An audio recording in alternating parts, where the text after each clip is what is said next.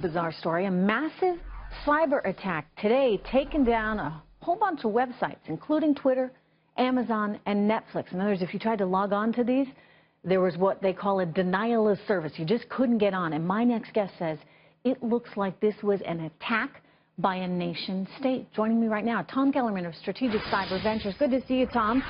All Hello. right, what makes you think that this was a state actor? Well, most denial of service attacks are not this widespread, nor do they involve this much data. It's almost like someone set a digital forest fire against these e-commerce entities by targeting this domain name server company.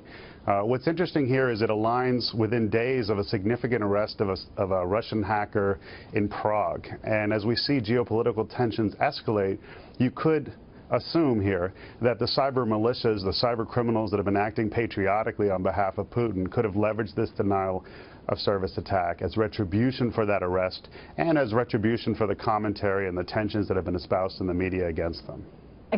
Sorry, I missed that last part. WikiLeaks, you said?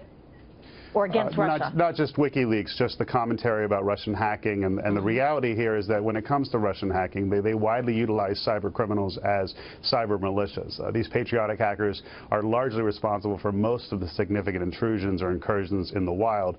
And to leverage this type of denial of service attack without extortion demands, and this widespread that only targeted the eastern U.S. and southern London, really makes a statement about the capacity to do harm and the escalation of these types of destructive attacks. You know, we're hearing different things from different people. Some sources over at Fox News are saying that, or telling Fox News that it likely wasn't a nation state. What's your reaction to that?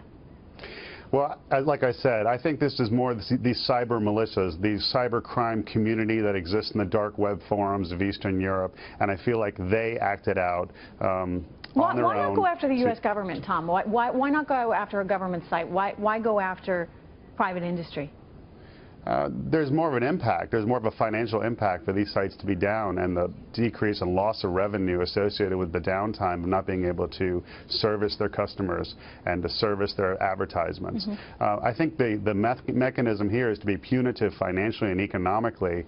And again, I think it's the cybercrime community of the dark web forums in Russia that leveraged this attack, not necessarily the Russian government itself. Let me ask you this. Yeah. Do we have similar capabilities? Are we employing similar types of strategies? Do we need to be working on this? Because if they're coming after us in a cyber way, you know, one would hope that we have the capability to also go after them.